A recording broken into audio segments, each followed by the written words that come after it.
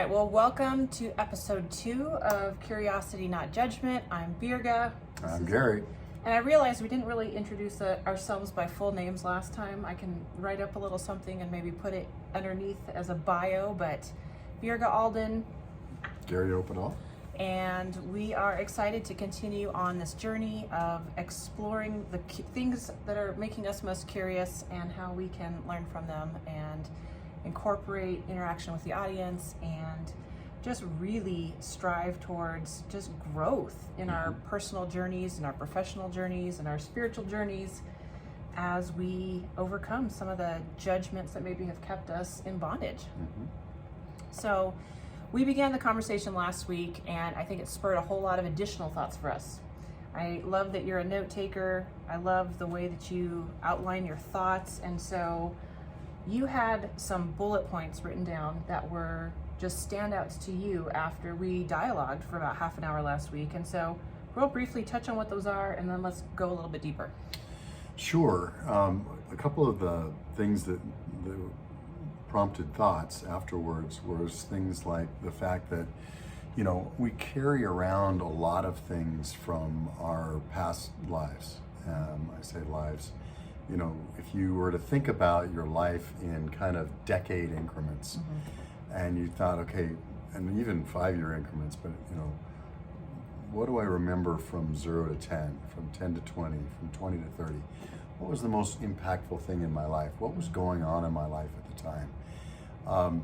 I think that it's useful to do that, to kind of, if you chart where you've been along the way, it actually kind of helps you figure out kind of where you're going in some respects, but it also is very instructful as to seeing where you've grown. I mean, oftentimes I think we're, you know, in the middle of the forest, so to speak, and we don't back up and see, or we're in the middle of the trees, we don't see the forest. Right.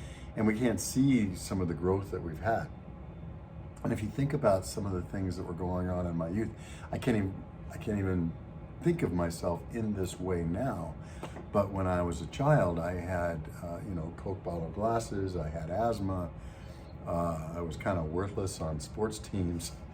I grew out of the asthma, got contacts, and became, and athletics was a big part of my life later. So we have these chapters or seasons that I think are very important, and they kind of define who we are now. And if we're not careful, we sometimes, you know, we get that hallway of mirrors where we get these reflections back from the communities that we live in and the circumstances and environment that we're in that are sometimes positive, but often are negative.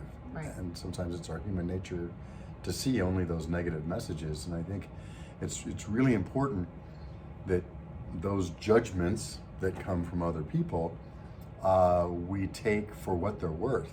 Sometimes they're not worth much. Yeah. Sometimes they're worth a lot, but you get both. And I think if you think that they're all worth something, that's a problem. If you ignore them all, that's a problem. Right, right. So I know that there was a specific quote that I had mentioned off camera. We had been talking about a book that we're both very intrigued by called The Other Half of Church. Well, I can happily recommend that as a resource. You and I have both found a lot of substance in that book that has really brought some new thoughts forward, really caused us to think in some different ways.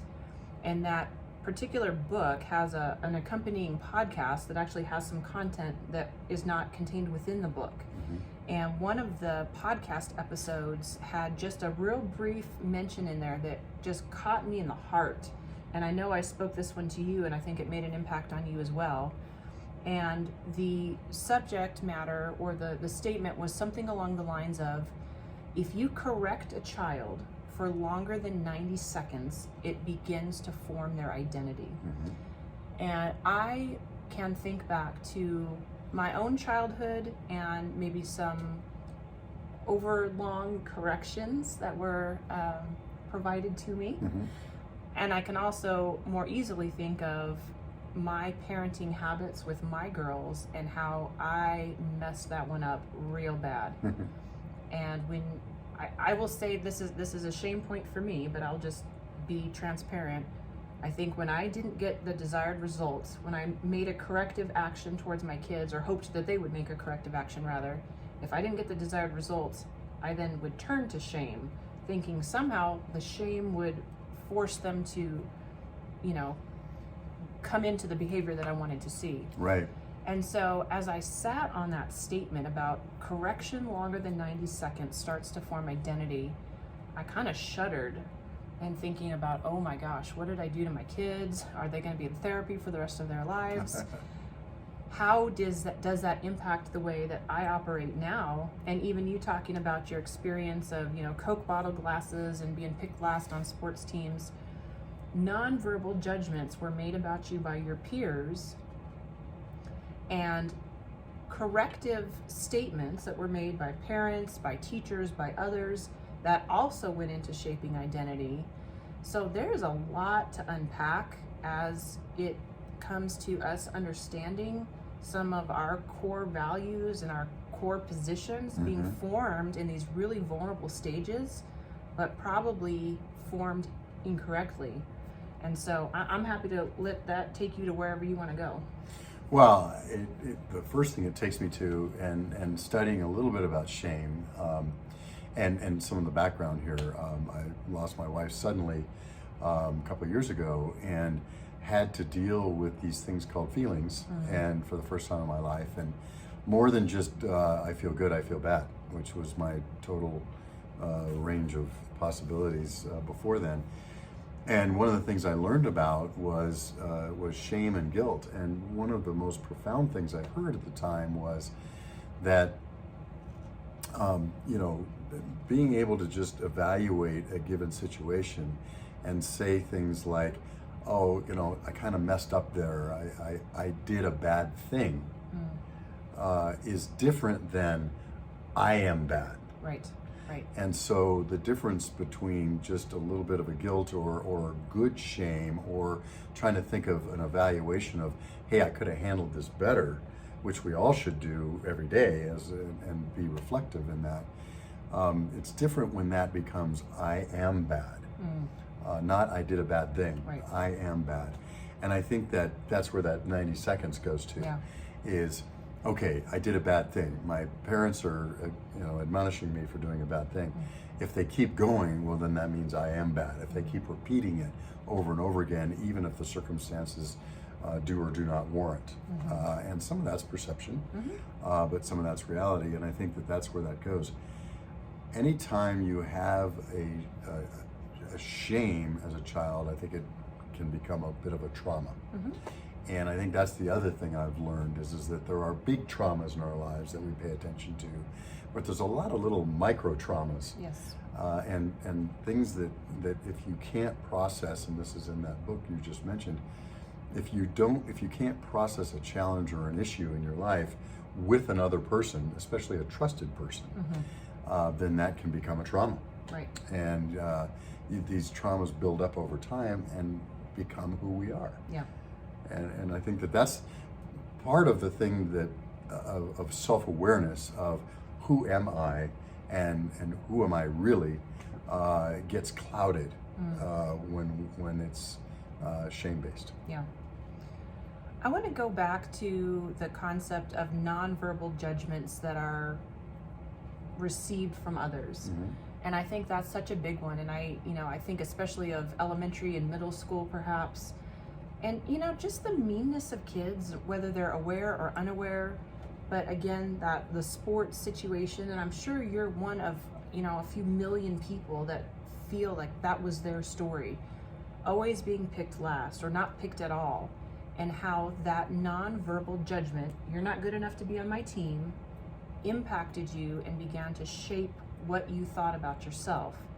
And I've got a whole slew of those myself, that not sports related, but I can think of other categories, and just why didn't I get picked by the boy? Why didn't I get picked by the friend group? Why am I not cool enough to get invited to the sleepover? Those nonverbal judgments that I took on myself, they weren't necessarily direct judgmental comments by others, but man, did that have a devastating impact in a lot of regards on the way that I saw myself and valued myself. So now, as adults, as parents, you as a grandparent, how do we take those mini traumas, micro traumas, as you described them, and begin to process them correctly so that they don't have a stronghold over our identity, our character, over how we live life in a healthy way moving forward? So now you're getting into lenses and how we view others and how we view ourselves. And it's always interesting to clean our lenses every once in a while and think, okay, where is this distorted? And where does "you're not good enough to make this team" or "you're not good enough to start yet" become "you're not good enough"?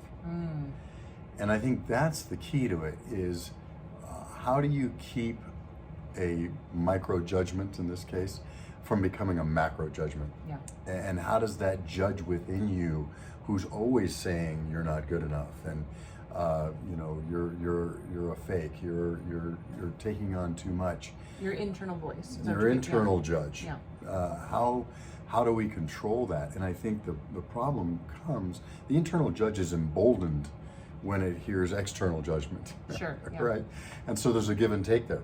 And I think being able to quiet that voice appropriately and to say, hey, wait a minute, I do have some worth here. I am good in certain situations. Maybe not all, of course not. But there are some places where I can really make a difference. As a matter of fact, I am uniquely wired to make a difference in the situations that I usually find myself in. And it is my responsibility to have an influence in certain situations. Yeah. And what we don't want to do is let that internal critic, that internal judge, keep us from having that influence in that situation. Yeah, absolutely. I guess I'm asking to play psychologist a little bit, or some sort of a mental health professional. I did stay in a Best Western last night, or however it goes, Holiday Inn Express. But I think there is a degree of self-educating and self-diagnosing that we can do in order to kind of realign our thinking and to posture ourselves on a different footing moving forward. And so that's why I really am excited about these conversations. I think it spurs all kinds of thoughts about, have I really been ruminating on this thing for the last 25 years, whatever that thing is? And am I really letting that have power over me in the way that I view myself and the way that I interact with others? And so I really am eager to see where these whole series of conversations are going to go, not just for us, but again, really looking for interaction with those people that are watching and enjoying the content and wanting to contribute to it. And so you had a few other bullet points written down. Let's see if we can cover just a couple of them in our time left. Okay, one of the big ones is the whole matter of choice. What do I choose to believe about myself? What do I choose to let into my own self-judgment? What judgments of others do I let affect where I'm going? And what life circumstances do I choose to have an impact? I think that there's a whole discussion out there, hopefully a dialogue, around nature versus nurture. But, and there's much smarter people than myself that have contemplated this, but it's really more nature, nurture, and choice. One of the things the Giant organization, Giant Worldwide, talks about a lot is it's a third nature, a third nurture, and a third choice. And I think the third choice is actually bigger, but at least you can't argue if you just say it's only a third. And that is, you know people from very similar backgrounds, very similar circumstances, wildly different results. And so how does that happen? And I think the only explanation really is choice. And what do we choose to let affect us negatively? What do we choose to do or not do based on where we're at? And I think that's something that I think we don't take into account. There's a great, I can't remember the name of the comic strip, but it's two guys that are kind of on the street, kind of homeless guys, and one of them looks to the other and says, do you believe in fate? And the other guy says, oh yeah, otherwise I'd have to take responsibility for where I'm at, right? And I think that is there fate? Is there things that happen that are very bad that happen to us? Absolutely. Are there things that happen to us that are terrible? Yes. Yeah. I think that, those things influence us, but they don't determine us. And the difference between influencing us and determining us is choice. So if we have this personality pie, for lack of a better descriptor, you're saying a third of it is comprised of nature, meaning your environment in which you were raised? Nature is DNA. Okay. Your composition. Norwegian versus Irish versus Ethiopian. Okay. Right? So then you've got a third nurture. So maybe that's more your home life, things went. Family, how you were raised, your teachers, the other people who influenced you. Okay. So then you've got the remaining third or approximate third is your choices. So if you had a crummy home life and, you had whatever your nature says about you, let's say the majority of your pie is now bad news. How do you use that that third slice, that 1/3 of your pie, to spread out and become the dominant force that's going to lead you forward in a positive way? Right. And so that choice, which is, by the way, hard, no one says this is easy, that choice says, even despite all of those things, I still can do this. A great example of that is firemen. Fighting fires all the time. Well, how much time do I have to do anything else, right?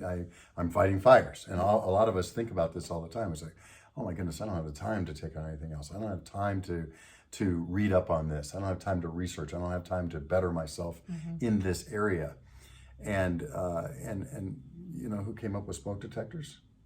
Firemen. Yeah. And it's the preventive. It's that stuff that can make things a whole lot better, that while you think all I do is fight fires, that's all I do. I don't have time to be proactive, to do that thing that would help make things better. You do. Yeah. And I think a lot of us go from, fighting our fires all day to on the couch watching television and say, well, I deserve a break. Right. Yes, you do. And we should have some recreation time. But what is recreation? The root of that is recreation. And that means, how am I recreating myself? And I would submit that your typical sitcom on television is not helping with that. Now, that's a little convicting, the statement you just made here. I'm not saying I do this perfectly. Do we all need downtime? But I think that there's downtime and then there's downtime. There's things that you can do if you enjoy reading, if you enjoy listening to podcasts, if you enjoy, good conversation with a good thought leader, especially somebody who doesn't think like you, that you respect and you care for anyway. Those are the kind of things that are going to move you forward. And that's a choice. Yeah. Versus just saying, well, I just can't handle life anymore. I'm going to go watch a sitcom. Again, I'm not saying TV is evil. I think the overuse of TV can be problematic. Right. But I think that, and TV is not the only thing that people do as far as vices or shutting down. Yeah. My point, though, is that you always have the choice of how to spend your time, which is the only limited resource in your life. And that's the kind of stuff I'm talking about. So even if 2/3 of your pie is bad, you still have that 1/3 left. And maybe it's even 1/10 of that 1/3 that you really can manage to do something, but do something proactive. Do something to better the situation somehow. One of the biggest ways I see to do that is to get out of your own head and go help someone else. Yep. I always recommend to people who are in a bit of a slump, they're in between jobs, well, I need to spend time working. Okay, fine. Go volunteer somewhere. Yeah. Go get out of your own head and think about other people for a while, because that does so much for your soul and so much to help you get out of the negative spiraling thinking, because you really want to make the choice of getting out of a vicious cycle and going into a virtuous cycle. Right. There's a lot of people today who say, well, I'm sorry, this happened to me, and so I'm just this way. I think that's just selling ourselves short. It sells ourselves short. That means I cannot recreate myself. I'm saying it's not possible for me to do better. I don't buy that. So when we encounter people that have that posture, like that's just how I am, or that's as good as it's going to get, whether it be a coworker or even somebody in our immediate family, the real easy thing to do is to step into that place of judgment and then wash your hands of it, right? Like, well, they made their choice, I'm going to back out. So then how do we help encourage them to reconsider that slice of pie? You're saying something that's near and dear to my heart, and this is the hardest thing to do sometimes, especially if you're around people who tend to be more negative, and you know, there's many of us who it's easy for us to say, I choose just not to be around that person. Yeah. The better thing to do is to call that person up, is to envision them and help them with establishing a vision that is just incrementally better. We don't judge them for where they are in their path, and we don't judge them that they've had a hard life, that they don't judge them that this is their attitude about life.